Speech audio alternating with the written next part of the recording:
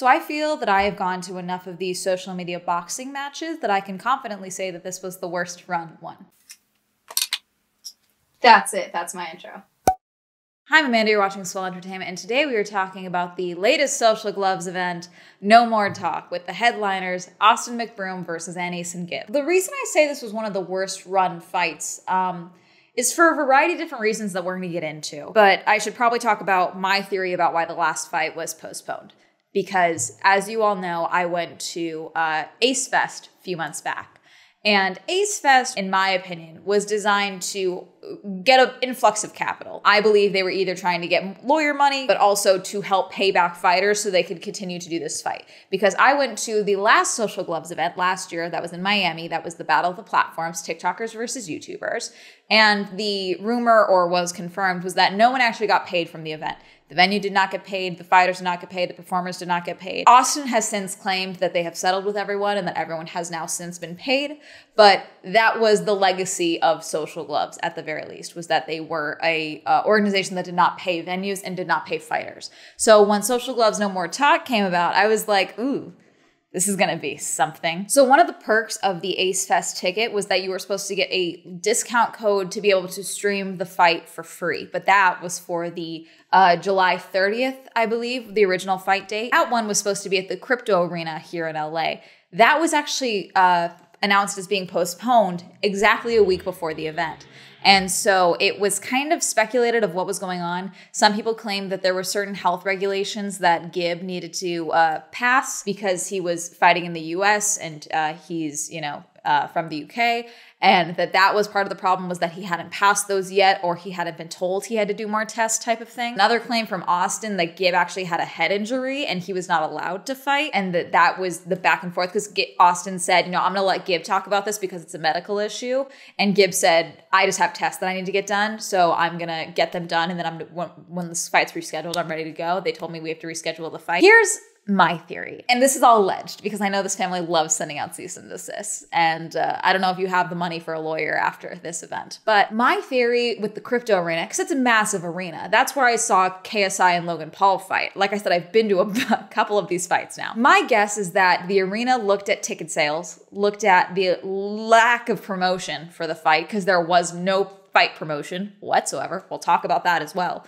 And said, hey, you got to pay us up front because you have a history of not paying venues and the ticket sales are not looking good. You can't promise X amount of people are going to show up at the door because you're barely promoting the fight type of thing. And so my guess is that they said, pay us up front, pay us a week in advance. And they knew they couldn't get the money done, or Ace Fest was not as much of a money grab as they were hoping.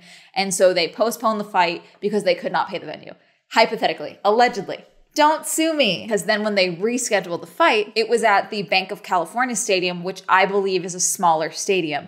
And even then, they only sold tickets to a third of the stadium. They literally cut the stadium in a third and then used a middle chunk of it for the stage. Why they had a stage at this event? A waste of money. Frankly, you should have gotten rid of the goddamn stage. Creator Clash didn't have a stage. They had the ring. That's all they needed. Works great. But no, you needed a stage. For what? There was no performers. They only sold like a third of the tickets. The rest of the venue was like basically blocked off. We could not even get to the rest of the venue. So the fight, I went with my dad. My dad goes with me to a lot of these fights, at least here in LA. He actually took me to my very first fight, which was the KSI versus Logan Paul fight, which I do think is funny. He very much was looking forward to seeing Austin get punched in the face.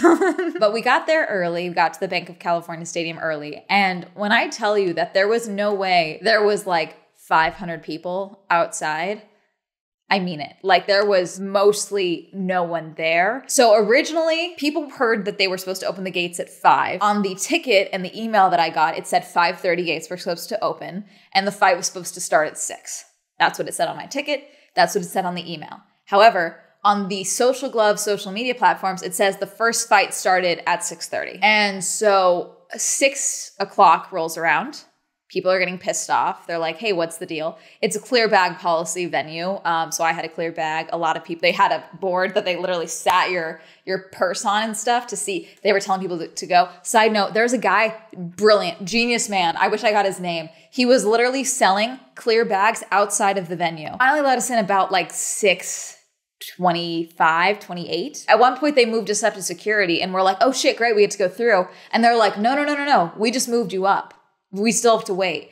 And my guess is that someone on security radioed and said, people are getting pissed off out here. Because people were getting pissed. People were walking up being like, hey, what's the deal? Like, what's the time? When the fuck are we going to get to go in? People were expecting to be able to eat inside the venue because that's why the gates open early. So you can get food, use the bathroom, all that stuff. So people were hungry. Finally, they let us through. But the entire time that we're out there, they had security waiting. They had a ton of police presence, actually. They had someone from the venue, I believe, that was walking around the balcony area and looking down at the crowd. My theory about what happened is that they looked at the ticket sales, looked at the amount of people that were there, and said, you got to pay us. We're not letting anyone in until you give us a card. We won't charge it till the event's done, but you got to give us a card or something. That's what me and my dad were thinking. To the point, we were so convinced they were going to cancel this while we were outside that my dad and I had already decided where we were going to film from if the riot started. That's the energy, the vibe of like, oh fuck, what's going on? We were ready to go. I told my dad, I was like, okay, I'm gonna go there, you go there, we'll be good, we'll get the shot. And then finally they let us through. We go to the food court because we were both starving. We hadn't eaten yet. And I had maybe, they looked very pretty, but they were maybe some of the worst nachos I've had in my life because they were made probably 2 hours beforehand. And we're sitting in a case waiting for us to be let in because we were supposed to be let in at about 5:30 and we were let in about an hour later. So they weren't the best. Same with my dad got chicken tenders and fries. There weren't like hot dogs or anything. Like a beautiful venue, but the food was just very limited. My dad ended up going and trying to find more food. At one point, he was like, I gotta eat something else. I'm starving. Went to go hopefully find a hot dog or something. And instead just found candy and popcorn. Like there was very little options if you weren't just drinking. 6:31, they just opened the doors. No one is in their seats yet because they're looking for the bathroom, food, all of that. And the prelims start. They started fighters immediately. Oh yeah, at one point, they changed the start time of the live stream. They pushed it 2 hours past to the point that I was like, oh, they are buying time. They're not letting us in. That's what I was expecting. Prelims started, go on for a while. Some good fights in there. I filmed some of it, but I was like a little overzealous in my filming, so my camera was dying. So I was like, okay. Very, very empty crowd.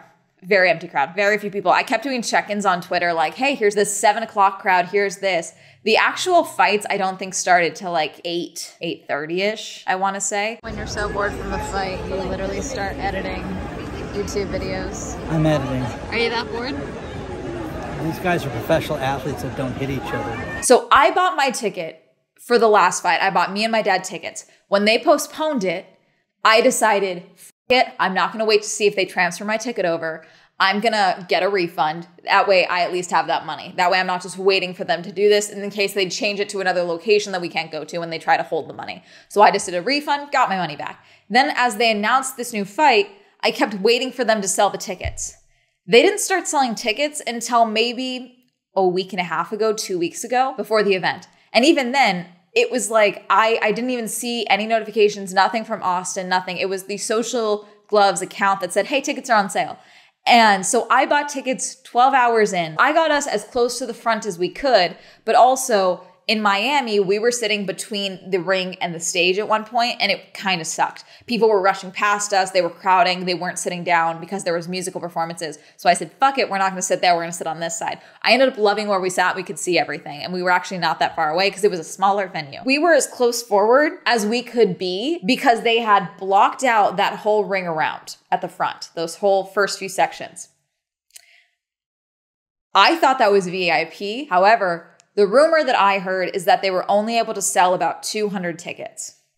200 tickets in total. And that they gave away about 1,000. And then allegedly they were giving tickets out front, but I did not see that. That does not surprise me, frankly, because there was zero fucking promotion for this fight. Zero. I am assuming that it was only on the Ace Family channel. I don't even know if that's true. Because even Austin has barely tweeted anything in the last 4 days. Even the fight day, barely a peep. Gibbs tweeted a little bit here and there, but overall, this is my issue with all of these boxing events. Most of these people fighting, their job is promoting themselves. Their job is themselves. So how the fuck are they all so goddamn bad at promoting these fights. And again, if you are fighting, whether you're paying them or not, whether it's a charity boxing event or not, it's my understanding that these fighters were supposed to be getting paid. However, I heard from someone who knows one of the fighters that they were basically said like, yeah, we have no more budget. There's like no money. We can barely pay you anything if we pay you at all. Like that's what I was told for at least some of the smaller fighters. I don't think it's wrong to require your fighters to say, hey, we need X amount of videos from you. We need X amount of tweets about the event. You have to tweet fight day. You have to do X, Y, and Z. We want you to tweet and promote your training montages and shit like that. I don't think that's wrong. I think you should be doing that because that's how you sell tickets. Most people I know didn't even know this fight was going on. I went to Ace Fest.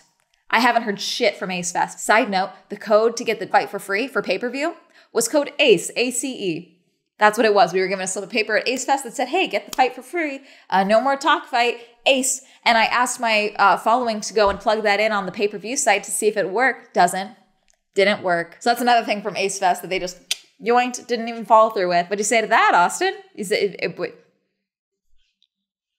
What's that about? Gib and Austin ended up fighting pretty goddamn late. We didn't get out of there until almost midnight. This is why no one wants me to box. I have told everyone that I am willing to box. Anyone who's like, hey, we're looking for boxing, social media people to box, I've told everyone I'm willing to box. No one gives a shit. No one wants me to box. That being said, I am willing to be a ring girl. I will wear booty shorts. Let's go. Let's go. I'll do it. I'll be a social media ring girl. I think that'd be very fun. I tried being a ring girl so you don't have to.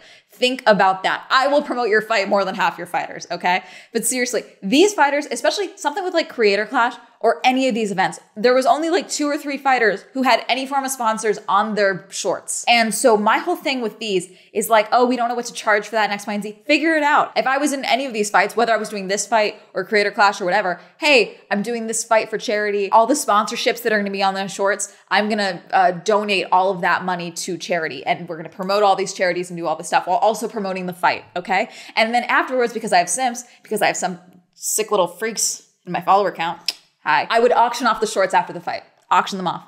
Sponsors and all. Unwashed. Fuck it. Take it. How much? Let's see how much more we can get for charity. That's going to charity. Boom. More advertising for your fight. This is so easy. I don't know how these people are not doing it. And it's like, oh, I'm focusing on the fighting. I don't give a shit. You can't fight and you won't get paid for fighting if there's no one there. And there was no promotion.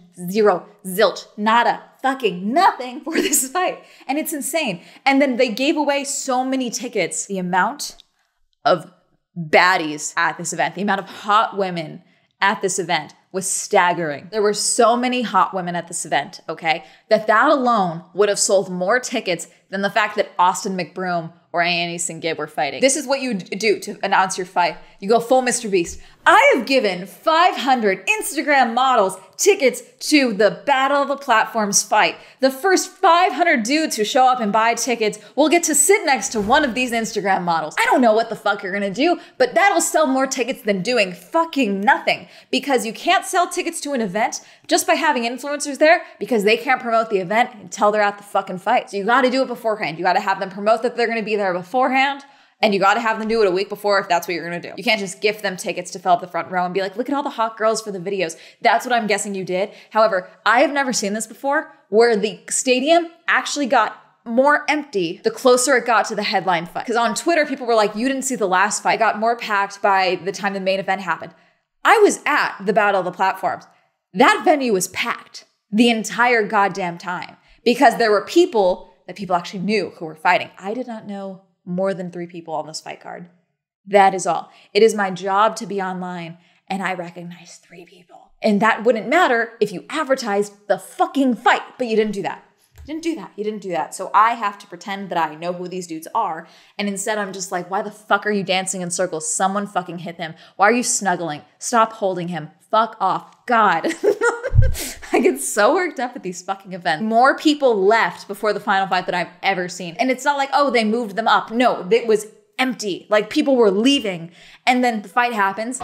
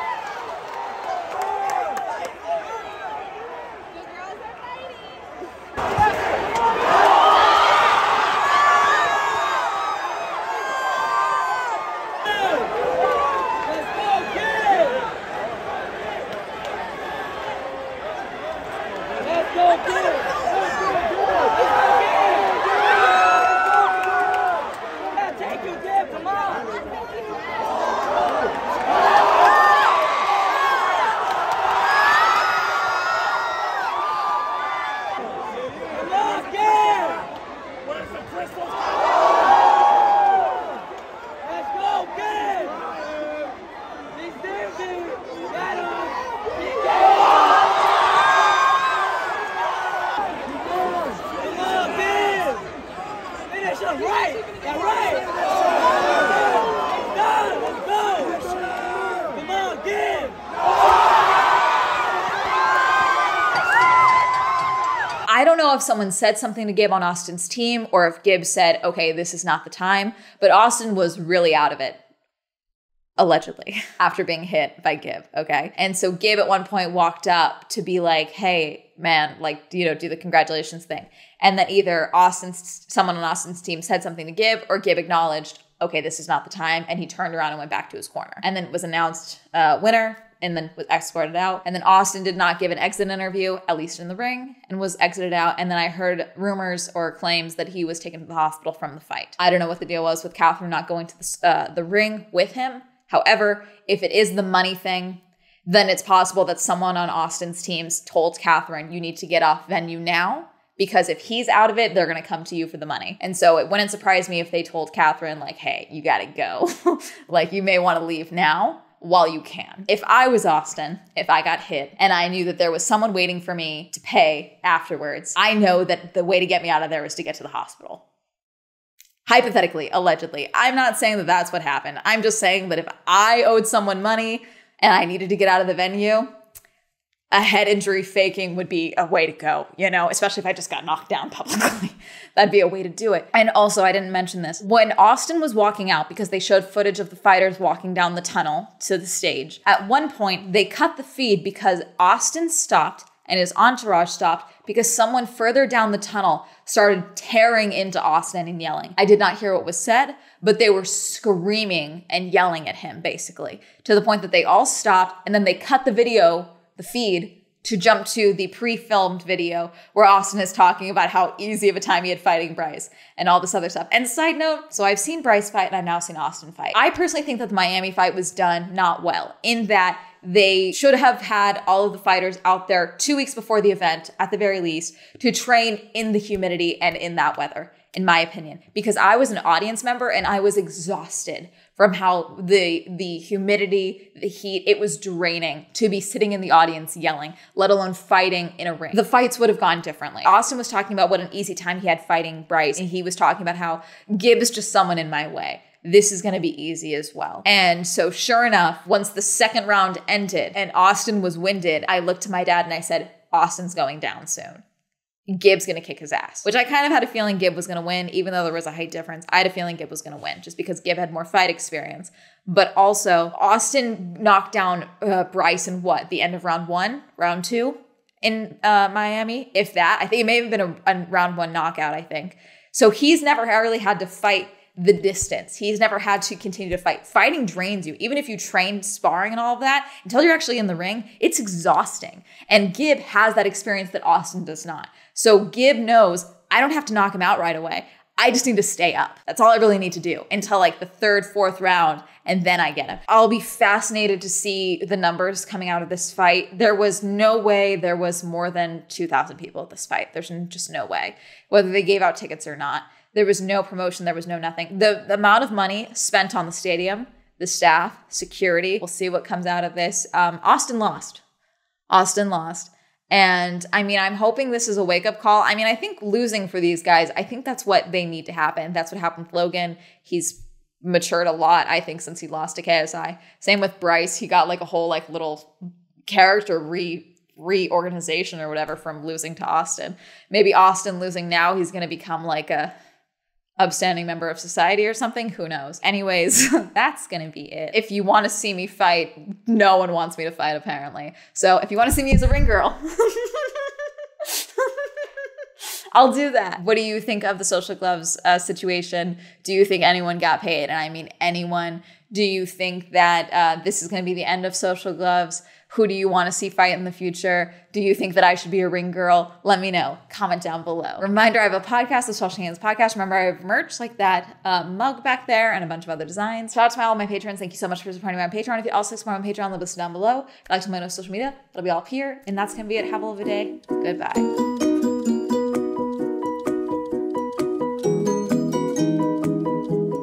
This is a consistent point with these boxing matches, is the lack of marketing. And forget the official marketing from the event. marketing from the fighters. You can't just mention something in a video. You have to dedicate time to promoting your events. You have to. Because that turnout is pathetic for anyone. You, Alan, Cameron, Christopher, Chris, Crash PC, China, David, Dirty One, Don, Elliot, Evan, Eric, Ayal, Hopeless, Incognito, Jacare, James, Joe, John M, Jordan, Joseph, Kenny, Kim, Kristen Lamb, Lex, Lisa Louise, Matt O, Matthew S, Meme Lord, Michael J, Micah, Nathan, Nathaniel, Pat Penn, Richard, Rob, Red, Robert Ross, Sam, Serena, Skylar, Simon, Tasha, Timothy, Tom, Cutie, Randy, Wendy, Williams, Endry, Zwink.